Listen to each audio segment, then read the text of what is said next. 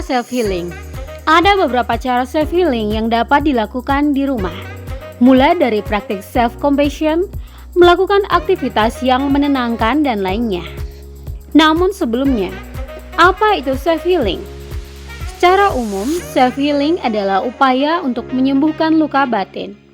Menurut pakar psikologi dari Universitas Airlangga, Yogi Wulandari MSI, dalam laman unair.ac.id, self-healing merupakan teknik atau intervensi yang dilakukan ketika seseorang mengalami masalah atau gangguan psikologis.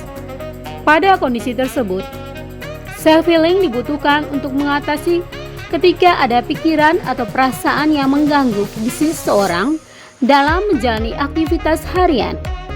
Beberapa kondisi tersebut seperti mudah merasa bosan terhadap suatu hal, sering kehilangan konsentrasi, atau mengalami kecemasan yang terkadang tidak jelas sumbernya. Sementara beberapa tanda fisik kita memerlukan self-healing antara lain tubuh mudah lelah, susah tidur, atau mengalami keluhan fisik yang tidak bisa dijelaskan penyebabnya. Cara self-healing yang dapat dipraktikkan. Cara self-healing yang efektif bagi setiap orang mungkin bisa berbeda-beda. Mencoba dan menemukan cara self-healing yang paling pas untuk diri kita sendiri adalah hal yang dianjurkan. Secara umum, berikut cara self-healing yang bisa coba dipraktikkan. 1. Mengapresiasi tubuh kita. Tubuh kita adalah keajaiban. Menurut mentalhealth.net, sebagai bagian dari cara self-healing, luangkanlah waktu untuk fokus pada bagian-bagian tubuh berbeda dan apa yang kita rasakan. Cobalah pikirkan apa yang selama ini sudah dilakukan oleh bagian-bagian tubuh kita itu. Dalam hati, ungkapkan terima kasih pada tubuh kita karena sudah membantu kita hingga hari ini. 2. Mempraktikkan self-compassion. Seringkali kita terlalu keras pada diri kita, bahkan melebihi bagaimana kita memerlukan orang lain. Terkadang kita marah pada diri sendiri karena sakit atau tidak bisa melakukan suatu pekerjaan, atau ketika mengalami penolakan. Namun, menurut Berkeley Wellbeing Institute, terlalu keras pada diri sendiri adalah hal yang tidak baik. Kebiasaan itu hanya akan membuat tubuh dan pikiran kita sulit untuk pulih. Untuk itu, mempraktikkan self-compassion atau belas kasih terhadap diri sendiri dapat menjadi bagian dari self-healing. Kita bisa memulai dengan menuliskan hal-hal baik tentang diri kita dan bagaimana kita akan mendukung diri kita sendiri untuk bergerak maju dalam hidup. Bersama dengan ini, kita juga bisa menuliskan bagaimana agar orang lain tidak melewati batas kita. Hal lainnya, kita bisa mengembangkan keterampilan komunikasi yang asertif, sehingga kita bisa mengadvokasi kebutuhan kita dan menjaga diri kita dengan lebih baik. 3. Mengatur batasan. Agar merasa nyaman dan aman, hal lainnya yang menjadi bagian dari cara self-healing adalah menetapkan batasan dalam relasi apapun. Ingatlah bahwa kita bisa mengatakan tidak untuk hal yang tidak ingin kita lakukan. Misalnya, jika seseorang menelpon kita sehari 5 kali, kita berhak untuk meminta mereka menghubungi kita lebih jarang atau tidak sama sekali.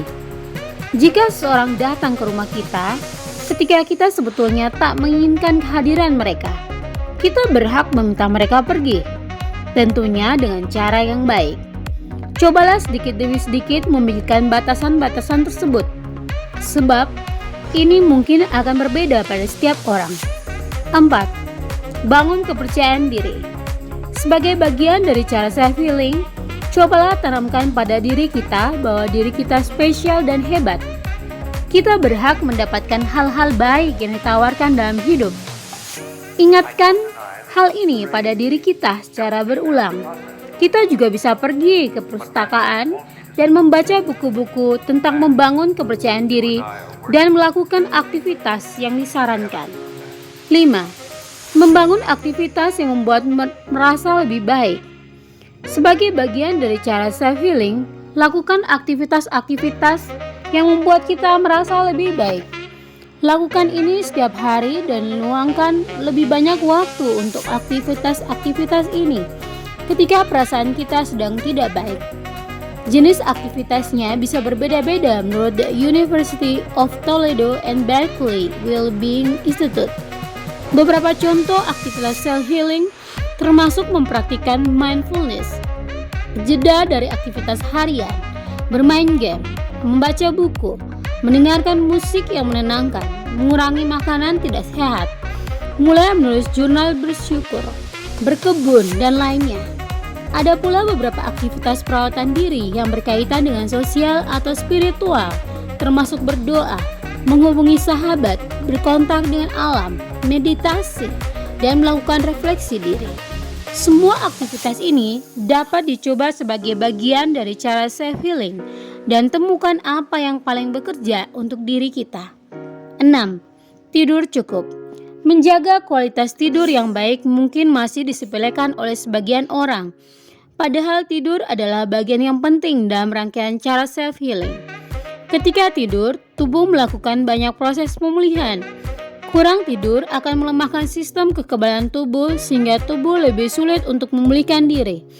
Kurang tidur juga berkontribusi terhadap peningkatan hormon stres seperti norepinephrine dan epinephrine. Kedua hormon tersebut bisa memicu perasaan kecemasan dan burnout yang lebih parah. Tidur sangatlah penting untuk memulihkan tubuh. 7. Meditasi mindfulness.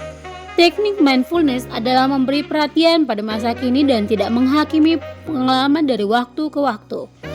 Penelitian menunjukkan bahwa intervensi mindfulness bisa membantu mengurangi kecemasan dan depresi yang pada akhirnya menjadi bagian dari cara self-healing. 9. Mengkonsumsi minuman yang menenangkan. Ada banyak cara self-healing yang bisa dipraktikkan, termasuk mengkonsumsi minuman yang memberi ketenangan.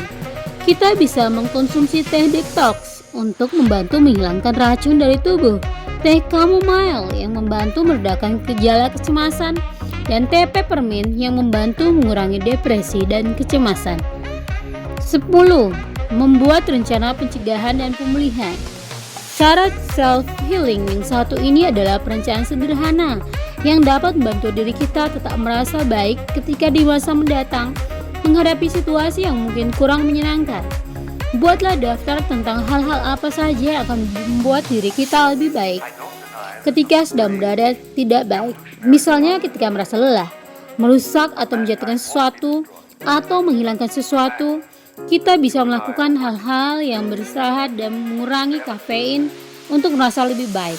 Lalu untuk menghadapi tanda-tanda yang mengindikasikan situasi yang kurang baik, seperti merasa sangat depresi atau merasakan banyak emosi negatif ketika bangun tidur.